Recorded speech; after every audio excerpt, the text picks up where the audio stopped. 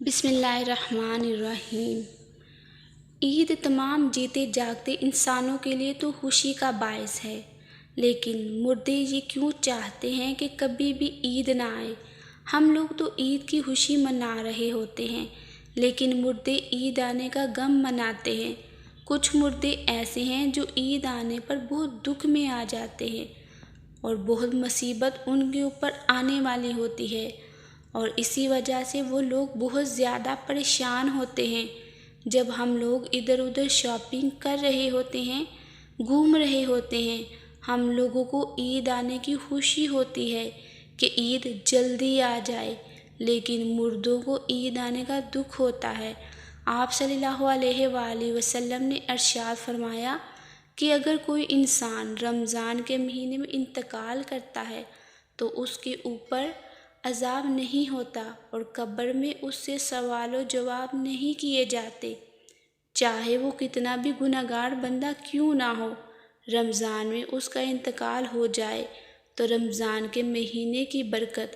اس کو یہ ملتی ہے کہ رمضان بھر اس سے نہ سوال جواب ہوتے ہیں اور نہ ہی رمضان بھر اس کے اوپر عذاب نافذ کیا جاتا ہے۔ اور جیسے کہ حدیث پاک کا مفہوم ہے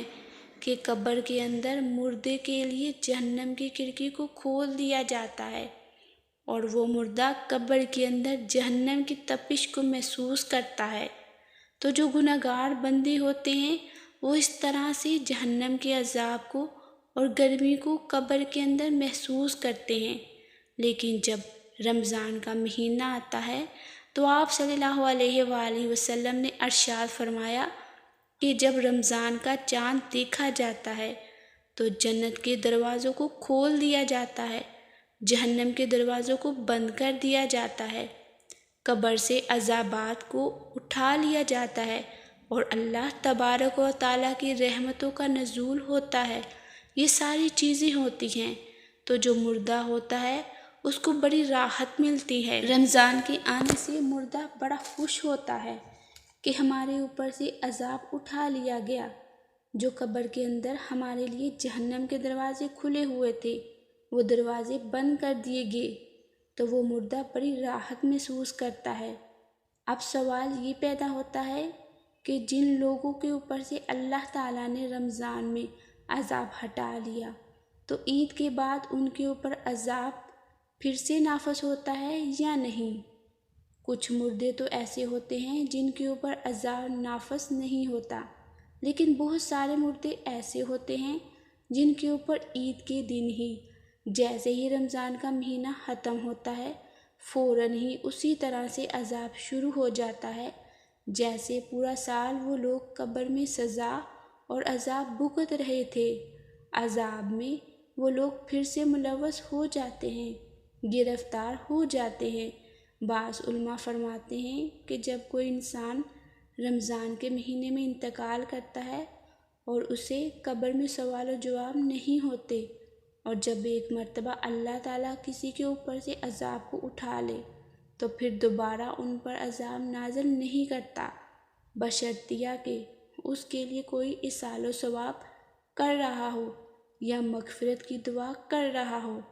ہر مردے کو اس کے اعمال کے مطابق سزا دی جاتی ہے۔ جو نیک لوگ ہوں گے جن کو اللہ تعالیٰ نے کافی کر دیا کہ ان کو 2 4 6 مہینے سزا ہوگی، بس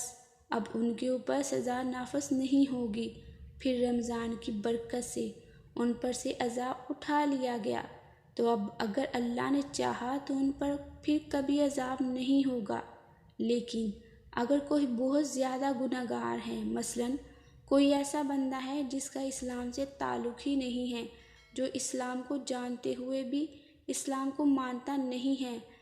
کفر و شرک کا مرتکب ہوا، تو اگر اللہ نے چاہا تو اس پر رمضان کے بعد بھی عذاب جاری رہے گا، اور اگر اللہ نے اسے معاف کر دیا تو پھر اسے کبھی بھی عذاب نہیں ہوگا، رمضان کے بعد بھی نہیں، کیونکہ اللہ معاف کرنے والی ذات ہے۔ اس کی رحمت سے کبھی مایوس نہ ہونا اور نہ ہی ہونا چاہیے۔ ناظرین، رمضان کا مہینہ ختم ہوتا ہے تو رمضان کی برکتیں بھی ختم ہو جاتی ہیں، شیطان کو قید سے رہا مل جاتی ہے، مردوں پر سے رحم کا معاملہ ختم ہو جاتا ہے۔ جہنم کے دروازے جو بند تھے رمضان میں، وہ رمضان کے جانے سے کھول دیے جاتے ہیں۔ جنت کے دروازوں کو اللہ تعالیٰ بند فرما دیتا ہے۔ ان سب باتوں کا مردوں کو علم ہوتا ہے کہ کب رمضان شروع ہو رہا ہے اور کب ختم۔ تو رمضان کے جانے سے اہل قبوریہ سوچتے ہیں کہ اب رمضان جا رہا ہے اور پھر عید جیسے ہی آئے گی اس کے بعد ہم پر عذاب کو پھر سے نافذ کر دیا جائے گا، جس کی وجہ سے وہ غمگین ہو جاتے ہیں، وہ روتے ہیں۔ رمضان بھر تو محرومین کی عید ہوتی ہے کہ ان پر کوئی عذاب نہیں ہوتا ہے۔ ہم لوگ رمضان کے آخری عشرے میں جب اپنی مغفرت کی دعائیں اللہ رب العالمین سے کرتے ہیں تو پھر ہمیں اپنے محرومین کے لیے بھی زیادہ سے زیادہ احسان و ثواب کرنا چاہیے، اور صرف اپنے ہی محرومین کے لیے نہیں بلکہ تمام مومنین، مومنات، مسلمین اور مسلمات کے لیے احسان و ثواب کرنا چاہیے۔ ضرور یہ دعا کریں جو بھی مسلمان اس دنیا سے رخصت ہو چکے ہیں، اللہ تبارک و تعالیٰ ان تمام لوگوں کی مغفرت فرمائے اور اللہ تعالیٰ ان کو جنت الفردوس میں اعلیٰ سے اعلیٰ مقام عطا فرمائے، آمین۔ جتنے بھی مسلمان حضرت آدم علیہ السلام سے لے کر آج تک دنیا فانی سے چلے گئے ہیں، ہمارے پیارے آقا صلی اللہ علیہ وآلہ وسلم کے صدقے سے، ان کے وسیلے سے اللہ تعالیٰ ان کی مغفرت فرمائے، آمین ثم آمین۔ کمنٹس میں آمین ضرور لکھیے۔